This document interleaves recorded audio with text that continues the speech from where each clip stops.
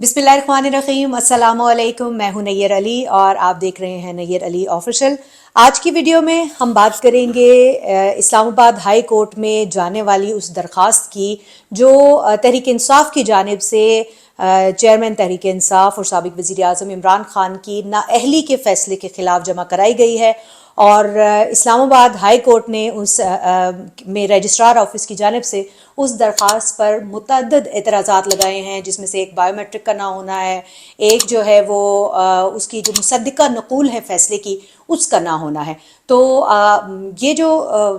इस वक्त मुद्दा जो है वो इस्लामाबाद हाई कोर्ट तक पहुंचा है, उसका मुस्तकबिल क्या होगा और कुछ मज़ीद जो कानूनी पहलू हैं इस केस के, उसके ऊपर बात करूंगी। हमारे साथ मौजूद हैं इस वक्त शाह कावर साहब, और शाह कावर के हम बहुत शुक्रगुजार हैं कि आज फिर उन्होंने जो है वो हमें टाइम दिया है। आपको अगर आप पिछला मेरा वीलॉग देखें जो कि हमने फैसले से एक रोज़ कबल किया था, और उस वीलॉग में बड़ी तफसील के साथ हमने वही सारी बातें बताई थी फैसले के हवाले से जो सामने आई हैं, और क्योंकि हम कानून और आइन की रोशनी में बता रहे थे तो वही सारे जो कानूनी और आइनी पहलू हैं उन्हें इलेक्शन कमीशन में भी ज़ेर बहस लाया गया है। तो आज शाह साहब हम बात करें हाई कोर्ट में जाने वाली उस दरख्वास्त के हवाले से जो तहरीक इंसाफ की जानिब से जमा कराई गई है। पहले तो हमारे नाजरीन जो हैं वो थोड़ा सा, मैं मुख्तलिफ चैनल्स भी देख रही थी और जो सोशल मीडिया पर जो एक बहस छिड़ जाती है किसी भी वाक़े के बाद, उसको देख रही थी, तो मैंने ये नोटिस किया कि ये इबाहम मौजूद है कि आया किन किन वजूहात की बिना पर जो है ये दरख्वास्त दायर की गई है और इसका मुस्तकबिल क्या होगा।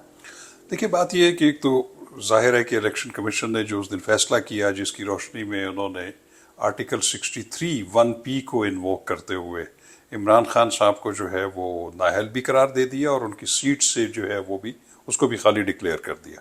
और उसके साथ साथ उन्होंने, क्योंकि ये एक तकाजा है कि जब आप किसी को प्रोसीड करते हैं on the charge of committing of corrupt practices, तो फिर नाअहली के साथ साथ फिर उसका क्रिमिनल ट्रायल होना भी जरूरी होता है, जो कि उन्होंने ऑर्डर कर दिया है, वो भी होना है।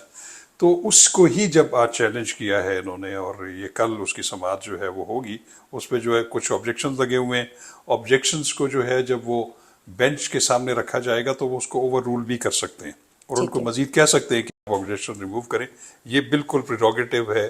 बेंच का। तो अब देखना ये है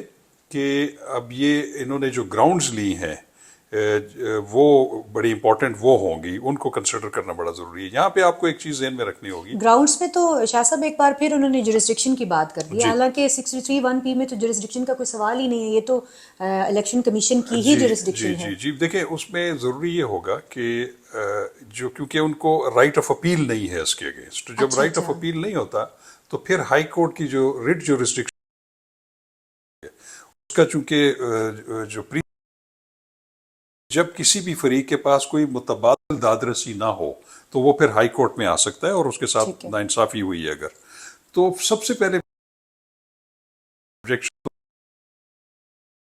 जो क्वेश्चन हाई कोर्ट उनसे ये करेगी कि कौन सा जो कानून है जिसकी खिलाफ वर्जी इलेक्शन कमीशन ने की है, जिसकी वजह से हम इसमें इंटरफेयर करें, या कौन सा कानून था जो कि अप्लाई नहीं हुआ। तो ये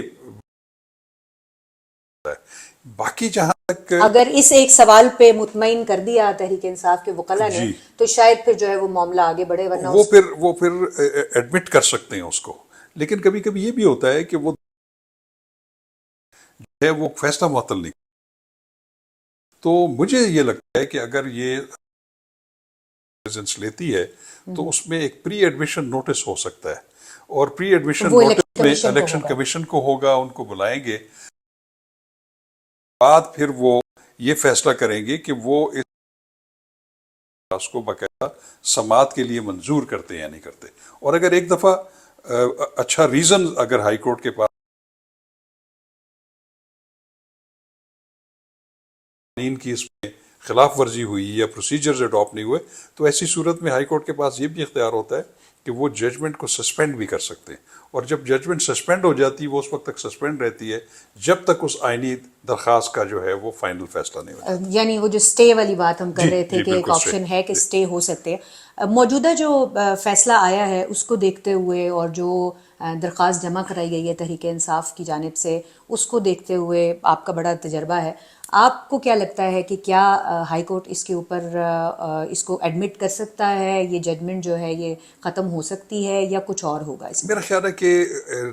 الیکشن کمیشن کو نوٹس دیے بغیر ایڈمٹ بھی نہ کریں، پری ایڈمیشن نوٹس کر سکتے ہیں، اور ان کو سننے کے بعد، چونکہ اس کی وجہ یہ ہے کہ یہ ایک الیکشن کمیشن پی کے تحت ایک فیصلہ کیا ہے جو کہ اس پہ کہا تھا، لیکن میں بطور قانون کے طالب علم کے یہ کہہ سکتا ہوں کہ ان کے پاس اختیار تھا. ہاں، انہوں نے اس کا فیصلہ صحیح کیا یا غلط کیا ہے، اس کو ہائی کورٹ نے اس کا جو ہے جوڈیشل بات تو ہے کہ انہوں نے جو فیصلہ کیا ہے، تو ہائی کورٹ جو ہے وہ بڑی اس معاملے میں کانشیس ہوگی اس کو ایڈمٹ کرنے میں یا اس کے آپریشن کو پہلی ہی تاریخ کے اوپر سسپینڈ کرنے میں. یعنی جو یہ سمجھا جا رہا ہے تحریک انصاف کے جو جتنے بھی ان کی سائڈ کے وکلاء بھی ہیں اور ان کی سائڈ کے جو سپورٹرز ہیں یا ان کی سائڈ کے رہنما ہیں اور جو حکومت کی سائڈ کے رہنما ہیں اور دیگر لوگ ہیں جو ان کی طرف سے ایک دعوے کیے جا رہے ہیں سوشل میڈیا پر بھی اور اپنی تقریروں میں بھی کہ جی بس یہ کل جائے گا کیس، پیر کے دن وہاں پہنچے گا اور اس کے بعد یا تو یہ ختم ہو جائے گا یہ ہو جائے گا، تو ایسا کچھ نہیں ہونے والا. یہ اتنا آسان اور اتنا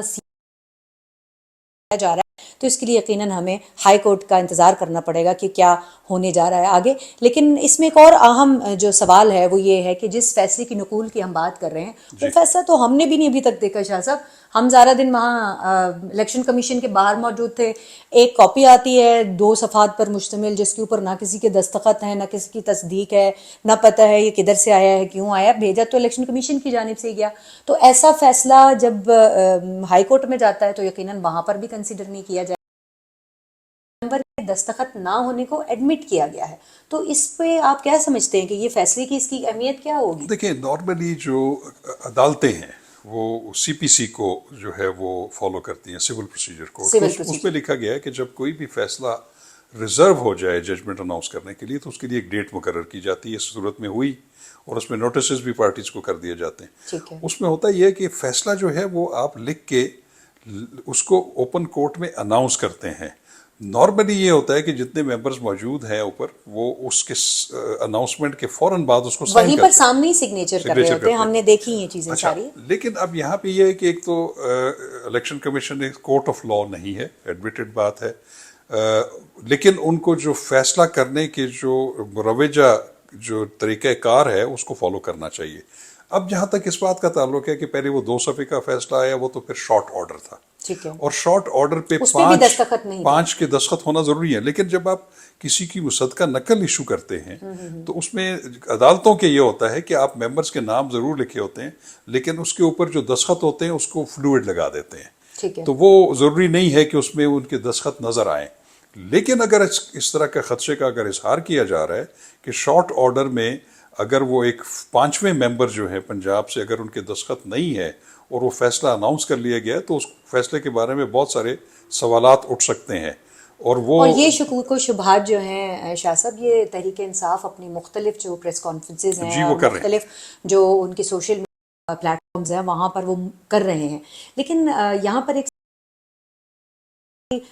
جس طرح سے تحریک انصاف یہ الزام عائد کر رہی ہے کہ کوئی میلفائڈی، کوئی بدنیتی پر مبنی انٹینشن جو ہے وہ موجود ہے، تو اگر یہ کوئی میلفائڈی انٹینشن ہے تو اس کے اثرات آگے آنے والے جو کیسز ہیں ان پر کیا ہوں گے؟ دیکھیے، بات یہ ہے کہ میں نے جو موقف سنا ہے ٹیلی ویژن کے اوپر الیکشن کمیشن کا وہ یہ تھا کہ جو ڈیٹیل ججمنٹ تو انہوں نے آتھر ہو گئی ہے، لکھی جا چکی ہے، لیکن چونکہ اس میں ایک معزز ممبر کے دستخط نہیں ہے، اور وہ ممبر پنجاب کا ہے اور پنجاب میں پی ٹی آئی کی گورنمنٹ ہے، اور انہوں نے کہا نہیں اس سے فرق نہیں پڑتا کیونکہ ایک دفعہ ممبر آ جائے تو اس کا گورنمنٹ کے ساتھ کوئی تعلق نہیں ہے. یہ وہ ہے جو کہ آئیڈیل سچویشن ہے جس کی آپ بات کر رہے ہیں. میرا نہیں خیال. لیکن میں یہ کہتا ہوں کہ اگر ڈیٹیل ریزن جو آئیں گی، جو تفصیلی فیصلہ آئے گا، اس میں بھی سب کے دستخط ہونا ضروری ہے، تو اس کو تو ججمنٹ تصور ہی نہیں کیا جائے گا. یہ تو آپ نے بہت بڑا نقطہ اٹھا دیا ہے کہ وہ ججمنٹ. لیکن میں آپ کو یہ بھی بات بتاؤں، میں سمجھتا ہوں توقع نہیں کی جاتی کہ وہ اتنا بڑا اس میں ایک فلا چھوڑ دیں. یہ فلا نہیں، یہ بلنڈر ہے. اگر ہوا تو پھر دس ول بی اے بلنڈر. اور یہ جو بلنڈر ہے اس کے اوپر بہت ہیں اور شاہ صاحب نے ایک جو بڑی وضاحت کے ساتھ یہ بات کر دی ہے کہ اگر وہ دستخط موجود نہیں ہیں اور وہ کل منڈے کو ظاہر ہے الیکشن کمیشن کو وہ کاپی جو ہے وہ دینی پڑے گی تبھی وہ درخواست ایکسیپٹ ہونی ہے، اور کیونکہ یہ ایک ان کے لیے بائنڈنگ ہے کہ اگر درخواست کی گئی ہے مدعی کی طرف سے کہ ہمیں ہمارے فیصلے کی نقل دیں تو ان کو دینی ہے۔ تو اب دیکھیے کہ یہ جو فیصلہ ہے اس کے بعد یہ کس طرف رخ پلٹتا ہے۔ بہت سارے سوالات ہیں، بہت سارے ابہام ہیں، لیکن یقیناً ہم اپنی اس ایک ویڈیو میں ان سب کو حل نہیں کر سکتے۔ ہم چاہ رہے تھے کہ جو ہائی کورٹ میں جانے والا معاملہ ہے اس کو دیکھ لیں کہ وہ اس میں کیا ہونے جا رہا ہے۔ تو شاہ صاحب نے جیسے کہ بڑی وضاحت کے ساتھ بتایا ہے کہ ابھی یہ ایک سماعت کا مسئلہ نہیں ہے، یہ ہو سکتا ہے کہ الیکشن کمیشن کو بلایا جائے، اس پر ان کا معمہ سنا جائے، ان کا مدعا سنا جائے کہ ان کا کیا موقف ہے اس کے اوپر، کیونکہ جو تحریک انصاف کی جانب سے درخواست جمع کرائی گئی ہے اس میں وہی ساری وجوہات دوبارہ دی گئی ہیں جو وجوہات آلریڈی وہ تحائف کی تفصیلات کے حوالے سے الیکشن کمیشن میں دے چکے ہیں، کوئی نئی بات میرے تو سامنے نہیں آئی ہے۔ تو اب دیکھتے ہیں کہ اس کو ہائی کورٹ کس طرح سے دیکھتی ہے۔ الیکشن کمیشن ایک الگ سے ایک ادارہ ہے جس کی اپنی ایک اہمیت ہے، وہ کسی عدالت کے انڈر تو نہیں ہے، تو ان کے فیصلوں کو ہائی کورٹ میں کس حد تک جو ہے وہ چیلنج کیا جا سکے گا، اس پر بھی جو ہے وہ ابھی بات ہونی ہے۔ مزید تفصیلات کے لیے دیکھتے رہیے گا نیر علی آفیشیل۔ اللہ حافظ۔